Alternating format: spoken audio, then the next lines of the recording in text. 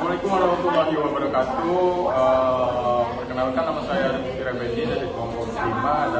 Saya akan mempresentasikan makalah yang berjudul Zikir, Salat dan Doa bersama kelompok saya yang bernama Nana Zidina yang ada di sebelah saya. Yang pertama-tama itu yaitu pengertian sholat wajib, yang menurut bahasa sholat artinya adalah berdoa, sedangkan menurut istilah sholat adalah salah satu perbuatan serta perkataan yang dimulai dengan takbir dan diakhiri dengan salam sesuai dengan persyaratan yang ada. Rukun sholat wajib, yaitu ada 14. Yang pertama niat, diri jika mampu. Yang kedua membaca takbiratul ihram. Yang keempat membaca surat Al-Fatihah setiap rakaat. Yang kelima ruku dengan tumanina. Yang keenam i'tidal dengan tumanina. Yang ketujuh sujud dengan tumanina. Yang kedelapan duduk di antara dua sujud. Yang kesembilan duduk tasyahud akhir. Yang 10 membaca doa. 11 salam, 12 tertib, 13 kauliyah atau perkataan, yang ke-15 fi'liyah atau perbuatan. Dan yang harus diketahui yaitu syarat wajib sholat, yakni syarat-syarat yang menyebabkan seorang wajib menjalankan sholat. Jika ada satu syarat wajib sholat tidak terpenuhi, maka seseorang tersebut tidak dibebani kewajiban sholat. Syarat wajib sholat yakni ada 6. Yang pertama beragama Islam, yang kedua balik, yang ketiga berakal sehat, yang keempat suci dari haid dan nifas, yang kelima telah sampai jalan Islam kepadanya, yang keenam bersih dan suci dari najis. Syarat sholat yaitu adalah hal-hal yang harus dipenuhi sebelum menjalankan sholat sehingga sholat seseorang menjadi sah.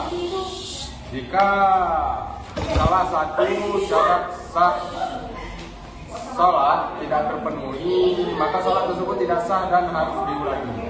Syarat sah sholat ada 5, yaitu yang pertama suci badan, pakaian dan tempat sholat dari najis. Yang kedua suci dari hadas, baik hadas besar maupun hadas kecil. Yang ketiga menutup aurat. Yang keempat telah masuk waktu sholat. Yang kelima menghadap kiblat. Selanjutnya yaitu hal-hal yang membatalkan sholat. Hal-hal yang membatalkan sholat yakni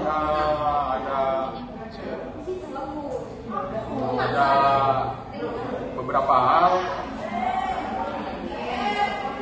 yang mempengaruhi batalnya sholat seseorang yang berarti harus diulangi, yaitu misalnya sengaja berbicara yang pertama, atau mendengar orang berbicara. Yang kedua sengaja makan atau minum. Yang ketiga sengaja mengeluarkan najis atau angin. Yang keempat sengaja mengubah posisi tubuh sehingga tidak menghadap kiblat lagi. Yang kelima sengaja melakukan gerakan yang banyak dan tidak ada hubungannya dengan gerakan sholat. Yang ke-6 sengaja tertawa apa-apa. Ke-7 hilang akal sehat karena gila atau pingsan. Yang ke-8 hilang kesadaran karena tidur atau pingsan. Yang ke-9 hilang suci karena haid atau nifas bagi wanita. Pembahasan selanjutnya akan dibacakan oleh teman kelompok saya.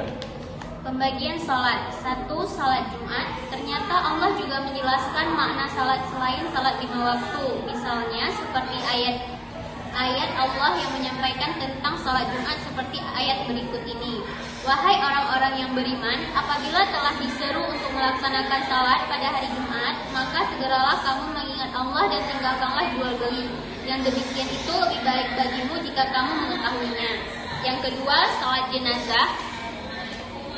Salat yang dijelaskan dalam Al-Quran juga yaitu salat jenazah. Allah berfirman dalam surat At-Taubah ayat 84. Dan janganlah engkau Muhammad melaksanakan salat untuk seseorang yang mati di antara mereka, yaitu orang-orang munafik selama-lamanya, dan janganlah engkau berdiri mendoakan di atas kuburnya. Sesungguhnya mereka ingkar kepada Allah dan Rasul-Nya, dan mereka mati dalam keadaan fisik.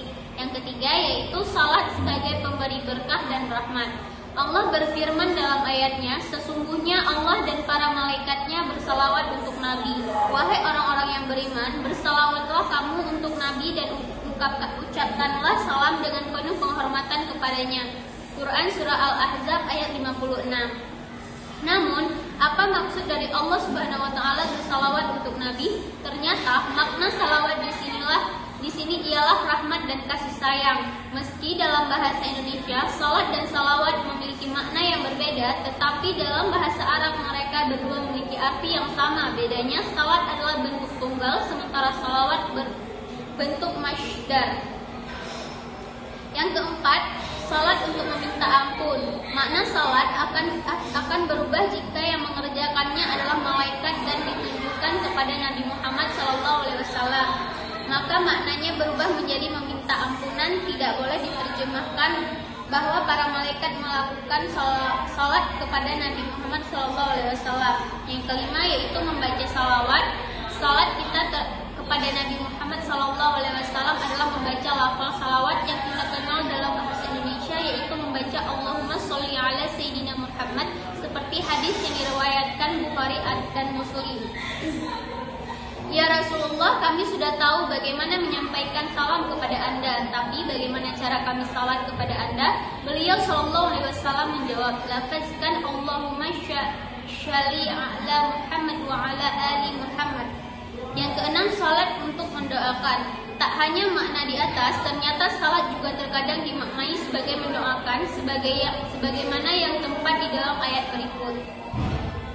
Ambillah zakat dari harta mereka guna membersihkan dan menyucikan mereka, dan berdoalah untuk mereka. Sesungguhnya doamu itu menumbuhkan ketenteraman jiwa bagi mereka.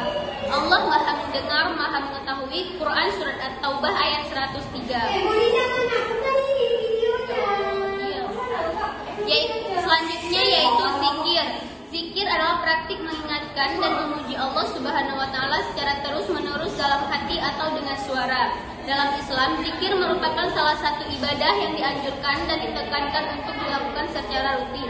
Tujuan dari zikir adalah untuk mendekatkan diri kepada Allah Sallallahu Alaihi Wasallam, meningkatkan kesadaran diri dan keimanan serta menguatkan hati dan pikiran. Zikir dapat dilakukan dengan berbagai macam doa atau kalimat-kalimat tertentu yang mengandung pujian atau permohonan kepada Allah Subhanahu Wa Taala, seperti Subhanallah, Maha Suci Allah, Alhamdulillah, segala puji bagi Allah, atau La ilaha illallah, tiada Tuhan selain Allah. Selanjutnya yaitu pengertian doa. Ketika disebutkan kata doa, biasanya hanya muncul dalam benak seseorang bahwa maksud dari kata doa tersebut adalah permintaan kepada Allah Ta'ala yang disampaikan oleh seorang hamba agar keinginannya terwujud atau agar terhindar dari mara bahaya. Mungkin sedikit yang mengetahui bahwa semua jenis ibadah yang kita lakukan, baik sholat, zakat, puasa, ataupun haji, semuanya juga tercakup dalam pengertian doa. Memahami dan mengamalkan pengertian dan merupakan suatu keharusan yang dipikul oleh umat Islam. Demikian disampaikan oleh Abu Basam Omar Mita LC saat memaparkan materi dalam acara kajian Ulil Albab Ramadan atau Kurma. Kegiatan yang diselenggarakan pada Kamis tanggal 24 sampai ke 28 sampai tanggal 4. Via Zoom itu bertemakan menembus pintu langit dan doa.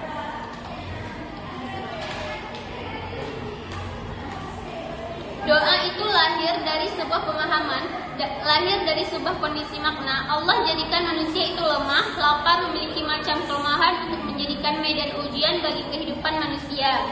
Siapapun mereka yang meminta dan berdoa kepada Allah, dan siapa yang tidak berdoa dan tidak meminta pertolongan kepada Allah, ungkapnya dalam acara yang diselenggarakan oleh Direktorat Pendidikan dan Pembinaan Agama Islam atau bisa disebut dengan DPPAI atau UII itu.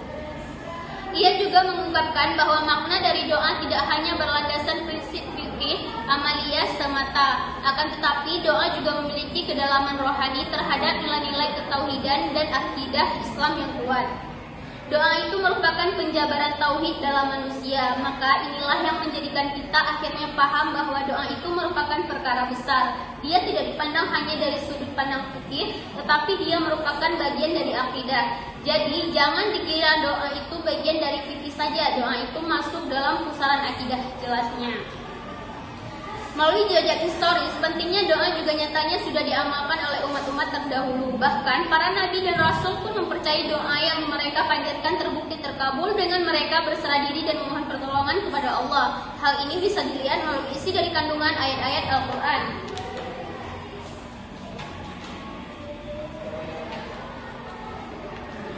Doa permintaan atau doa masalah, doa dan ibadah. Perlu diketahui bahwa terdapat dua jenis doa yang digunakan dalam istilah syariat. Pertama, doa masalah atau doa permintaan. Maksudnya seorang berdoa kepada Allah Ta'ala dengan ucapan lisannya, meminta kepada Allah Ta'ala agar mendapatkan kebaikan yang dia inginkan atau agar terhindar dari suatu keburukan atau bisa disebut dengan bahaya.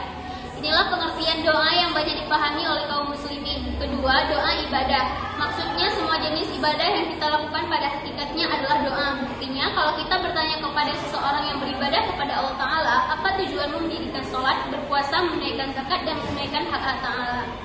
Niscaya orang beriman dan akan menjawab, aku bermaksud dengan ibadah tersebut agar mendapat ridha Allah Subhanahu Wa Ta'ala, meraih pahala, selamat atas terbebas dari hukumannya, sehingga pada hakikatnya seseorang yang beribadah kepada Allah Subhanahu Wa Ta'ala juga sedang meminta kepada Allah Subhanahu Wa Ta'ala, yang meminta agar ibadah tersebut diterima, mendapatkan pahala, dan agar diampuni dosa-dosanya. Meskipun dia tidak mengucapkan permintaan tersebut dengan lisannya. Sekian dari presentasi kami. Sekian presentasi dari kelompok 5. Saya mohon undur diri dan pamit. Assalamualaikum warahmatullahi wabarakatuh.